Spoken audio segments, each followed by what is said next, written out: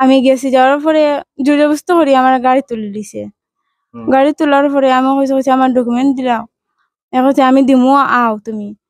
আর তোরা যাওয়ার পরে হে কিতা করছে আমি হইতে পারি না। কিতা দুই শিশু সন্তানের জননীকে বলপূর্বক অপহরণের চেষ্টা সোনাইয়ের কাজীডহর এলাকায়। পিঙ্কি বেগম নামের ওই মহিলা অপহরণকারীর খপ্পর থেকে পালাতে সক্ষম হয়েছেন। এ নিয়ে পিঙ্কি বেগম স্বামীকে পাশে বসিয়ে নিজেই সংবাদ মাধ্যমের সামনে বিস্তারিত তুলে ধরেন। একই সঙ্গে পিঙ্কি অপহরণকারী যুবকের পরিচয় তুলে ধরে বলেন, যুবকটির নাম মনা ওরফে সমীর, লক্ষ্মীপুরের পয়লাফুল এলাকার বাসিন্দা। সমীর কর্মসূত্রে সোনাই সমষ্টির কাজীডহর প্রথম খণ্ডের এক আত্মীয়ের বাড়িতে বসবাস করত। পিঙ্কি জানায়, সমীরও তাদের ঘর পাশাপাশি। পিঙ্কির বয়ান অনুযায়ী তার স্বামী মিনাজুল হোসেনের সঙ্গে সমীর তাদের বাড়িতে প্রায় আসা যাওয়া করত। এই সুযোগে গত কয়েকদিন আগে মনা তাদের ঘর থেকে কিছু জরুরি নথিপত্র চুরি করে নিয়ে যায়।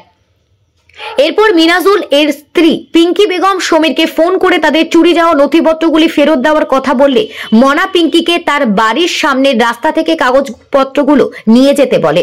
পিঙ্কি নিজেই জানান, সমীরের কথা মতো তিনি গতকাল বুধবার সন্ধ্যা আনুমানিক 6টা নাগাদ তাদের বাড়ির সামনের রাস্তার পাশে সমীরের জন্য অপেক্ষায় ছিলেন। ওই সময় সমীর একটি গাড়িতে করে এসে তাকে বলপূর্বক গাড়িতে তোলে। এরপর জোর করে পানীয় জাতীয় দ্রব্যের গন্ধ শুকাতে অজ্ঞান হয়ে যায় বলে জানান পিঙ্কি। এরপর ভোরবেলা যখন তার হুঁশ ফিরে তখন তিনি নিজেকে একটি গাড়ির মধ্যে দেখতে পান বলে জানান পিঙ্কি, কিন্তু ওই সময় গাড়িতে কেউ ছিল না বলেও জানান। এই সুযোগে তিনি গাড়ির থেকে নেমে পালিয়ে বাঁচতে সক্ষম হন। পরে কাজীডহর স্থিত স্বামীর বাড়িতে ফিরে আসেন। এই ঘটনায় কাজীডহর এলাকায় তীব্র চাঞ্চল্য দেখা দিয়েছে। Bureau report, daily Barak.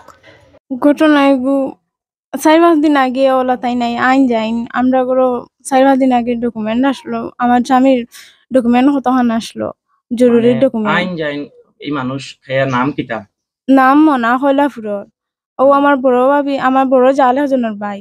তাইন তোমার তান বাড়ির দ্বারা মানে ফাঁকানি তাই তানো বনির বাড়ি তাইন। আচ্ছা, তানো বনির গরু আইলে তো আমরা গরু আইন।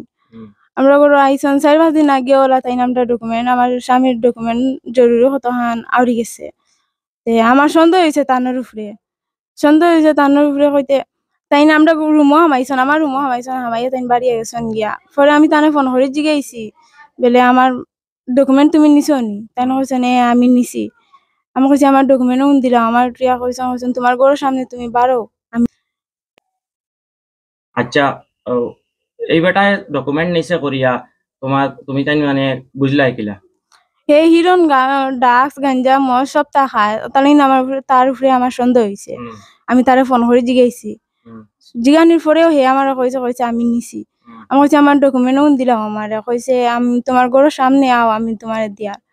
আমি আমার ঘরের সামনে বাড়িয়েছি, আমরা অন্য দোকানে একটা আছে, দোকানে অন্য যাওয়ার পরে আমার কইছে তুমি তোরা আও গাও। আমি গেছি, যাওয়ার পরে জোরে বুঝতে করি আমার গাড়ি তুলে দিছে। গাড়ি তোলার পরে আমি কইছে আমার ডকুমেন্ট দিলাম, এখন আমি দিমু আও তুমি। আর তোরা যাওয়ার পরে হে কিতা করছে আমি হইতে পারি না। কিতা একটা আমার হুঙ্গাইছে, হুঙ্গানির পরেও আমি কিছু হইতে পারি না। আধা রাত পরে আমি উঠি দেখি গাড়ির মাঝে খেয়েও নাই। পরে আমি দৌড়াই বাঁকা জায়গা আইছি, এই আমরা সোনাইর গাড়ি এখানে উঠিছি। উঠি আমি আমার বাড়িতে আইছি, এই আমার সারারে আমি কইছি। তুমি আবার তোমার স্বামীর বাড়িতে আইছো? হ্যাঁ, আমি আমার স্বামীর বাড়িতে আইছি। মেয়ের বাবা হে আমার মেয়েরে কোন হিসাবে উঠে উপযুক্ত মেয়ে, আমি বিয়া শাদি দিয়া 2টা নাতিনো সাবাইয়া আসছি। হ্যাঁ, হে তারা সে অধিকার দিল হে উঠে আমার মেয়েরে লইয়া যাইবা।